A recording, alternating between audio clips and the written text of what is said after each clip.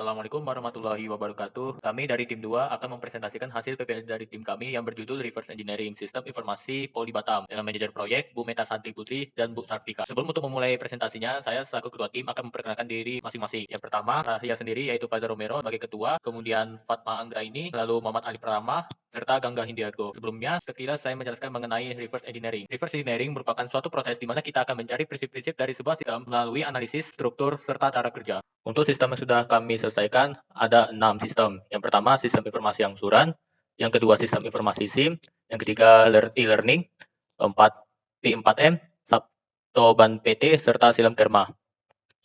Untuk langkah penyelesaiannya, yang pertama, pengumpulan informasi pada setiap sistem informasi, lalu penggalian informasi dengan melakukan wawancara, kemudian pembuatan use case diagram, lalu pembuatan tabel IR, kemudian membuat draft laporan, lalu bimbingan seminggu sekali dengan manajer proyek, serta pengumpulan logbook dan draft laporan. Yang pertama, sistem informasi angsuran. Sistem ini adalah sistem untuk menangani permasalahan dan permintaan mahasiswa Poli Batam terkait masalah dalam proses administrasi, seperti terkendala dalam pembayaran UKT, serta melakukan cuti semester. Sistem ini dapat diakses melalui link angsuran Poli Batam, dan sistem ini tidak bergantung pada sistem lainnya. Pengguna dari sistem ini adalah mahasiswa, dosen wali, dan bagian akademik. Selanjutnya, pengumpulan informasi dilakukan dengan melakukan wawancara secara offline ke bagian akademik dengan Pak Rizky Ponda pada tanggal 2 September, kemudian melakukan wawancara kembali secara offline dengan Pak Rizky Ponda pada tanggal 9 September. Selanjutnya, melakukan wawancara secara online dengan Ibu Sartika mengenai hak akses dosen wali pada tanggal 10 September. Kemudian, pendalaman informasi dilakukan dengan melakukan pencarian informasi tambahan melalui website angsuran Poli Batam. Pada pembuatan dokumentasi menghasilkan draft laporan sistem informasi angsuran pada tanggal 3 September sampai 10 September 2021. Kemudian ini adalah hasil akhir,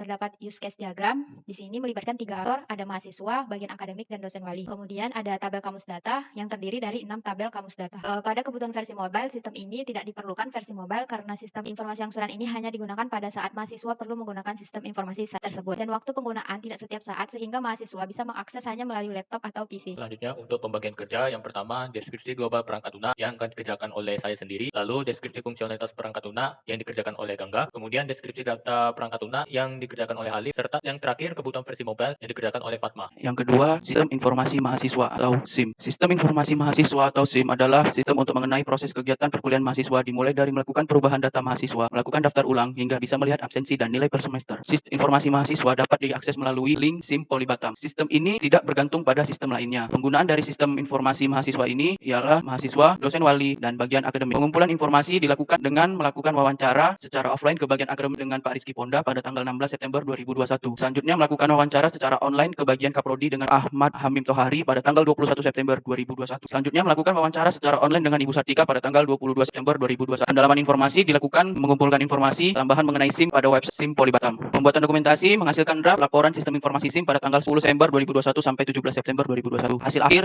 yang pertama ada use case diagram terdiri dari 3 aktor yaitu mahasiswa, dosen wali, dan KPS. Selanjutnya ada tabel kamus data terdiri 11 tabel kamus data. Kebutuhan versi mobile untuk SIM diperlukan versi mobile karena penggunaannya yang dilakukan setiap saat oleh mahasiswa sehingga untuk mempermudah mengakses sistem informasi tersebut mahasiswa bisa menggunakan lewat smartphone atau mobile. Berikut rancangan versi mobile, ada tampilan login, tampilan indeks, tampilan FRS dan KRS, selanjutnya ada tampilan nilai semester. Untuk pembagian kerja, yang pertama deskripsi global perangkat lunak yang dikerjakan oleh Ali, lalu deskripsi fungsionalitas perangkat lunak yang dikerjakan oleh Fatma, kemudian deskripsi data perangkat lunak yang dikerjakan oleh saya sendiri, dan yang terakhir kebutuhan versi mobile yang dikerjakan oleh Gangga. Oke, di sini saya akan menjelaskan untuk sistem informasi electronic learning. Oke, di sini sistem informasi learning itu memiliki perspektif global. Yang pertama, sistem informasi ini merupakan tempat mahasiswa melakukan proses pembelajaran mata kuliah seperti ngumpulin tugas serta mengedit data profil mahasiswa. Sistem informasi electronic learning ini dapat diakses melalui Learning Poli Batam. Sistem ini tidak bergantung pada sistem lainnya, dan yang terakhir pengguna dari sistem informasi ini ialah mahasiswa dan dosen. Nah, untuk pengumpulan informasi dari sistem informasi learning ini itu melakukan wawancara secara online dengan Ibu Sartika sebagai dosen pada tanggal 1 Oktober 2001. Dan pendalaman informasinya itu ada melakukan pengumpulan informasi mengenai e-learning di website Learning Poli Batam dan Moodle. Untuk pembuatan dokumentasi dari sistem informasi e-learning ini menghasilkan draft laporan sistem informasi e-learning pada tanggal 1 Oktober 2021. Dan hasil akhir dari sistem informasi e-learning ini terdapat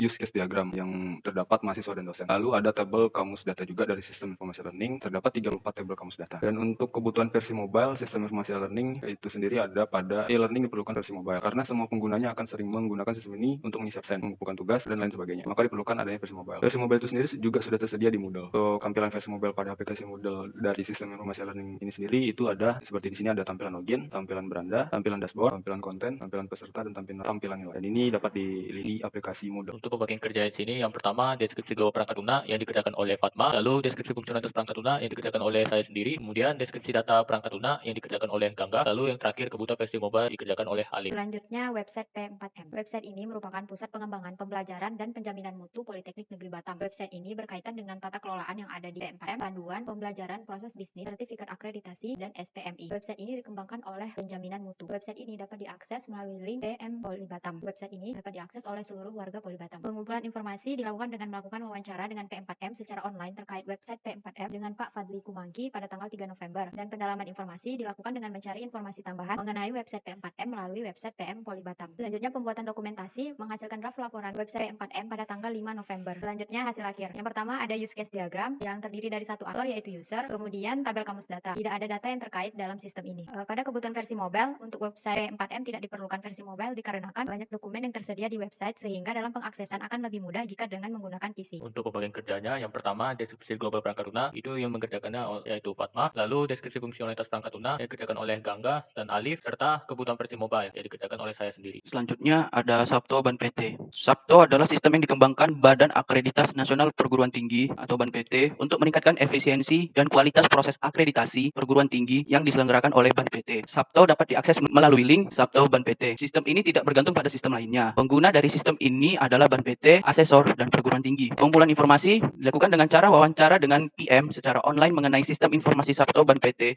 dengan Pak Fadli Kumangki pada tanggal 10 November 2021. Dan dalam informasi dilakukan dengan cara mencari informasi tentang sistem informasi Sabto Ban PT di internet dan juga di website Sabto Ban PT. Pembuatan dokumentasi menghasilkan draft laporan Sabto Ban PT pada tanggal 12 November 2021. Hasil akhir yang pertama ada use case diagram terdiri dari 3 aktor yaitu peminjaman mutu, Ban PT, dan asesor. Yang kedua ada tabel kamus data terdiri 14 tabel kamus data. Kebutuhan versi mobile untuk sistem informasi Sabto Ban PT tidak diperlukan versi mobile karena banyaknya unggahan dokumen serta data yang dibutuhkan untuk dikirimkan serta sistem ini merupakan sistem dari pusat sehingga sulit untuk melihat data apa saja yang diperlukan untuk mendesain versi mobile ini. Selanjutnya ada pembagian kerja. Yang pertama deskripsi global perangkat lunak yang dikerjakan oleh Gangga, kemudian deskripsi fungsionalitas perangkat lunak yang dikerjakan oleh saya sendiri, kemudian deskripsi data perangkat lunak yang dikerjakan oleh Alif, dan terakhir kebutuhan versi mobile dikerjakan oleh Fatma. Selanjutnya ada Silom Kerma. Silom Kerma sendiri memiliki perspektif global. Silom Kerma merupakan sistem informasi Direktorat Jenderal Pendidikan Tinggi berfungsi sebagai pusat layanan pengusulan yang berkaitan dengan pendirian perguruan tinggi swasta, perubahan perguruan tinggi swasta, dan pembukaan program studi pada perguruan tinggi. Silom Kerma dapat diakses melalui Silom Kerma Kemdikbud. Pengguna dari sistem ini adalah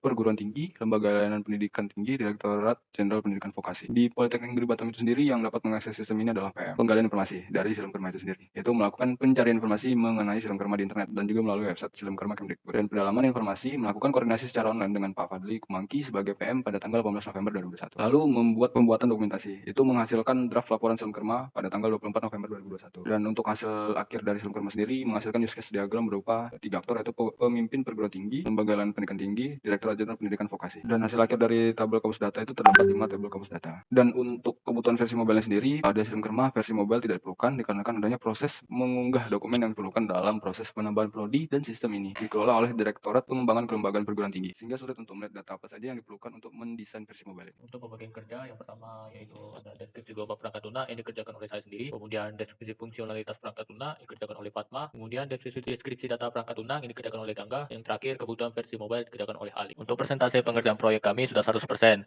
karena kami telah menyelesaikan seluruh sistem yang telah diberikan oleh Manpro, dan ini merupakan hasil dari screenshot logbook dari kelompok kami, di mana untuk pengumpulan informasi itu dimulai dari sprint 1 sampai 10 dari tanggal 25 Agustus sampai 15 November 2021. Kemudian di pendalaman informasi itu dimulai dari sprint 2 sampai 10 di tanggal 24 Agustus sampai 23 November 2021. Lalu pencatatan fungsionalitas dimulai dari sprint 1 sampai 11 dari tanggal 24 Agustus sampai 23 November 2021. Kemudian pencatatan aliran data dimulai dari sprint 1 sampai 10 dari tanggal 24 Agustus sampai 18 November. Lalu kemudian terakhir penulisan dokumentasi dimulai dari sprint 2 sampai 12 dari tanggal 3 September sampai 3 Desember 2021. Lalu untuk kendala yang dialami hanya satu, yaitu terbatasnya akses data untuk beberapa sistem informasi. Oke, sekian dari presentasi dari kelompok kami. Apabila ada salah kata, kami mohon maaf. Wabillahi taufiq wal hidayah. Wassalamualaikum warahmatullahi wabarakatuh.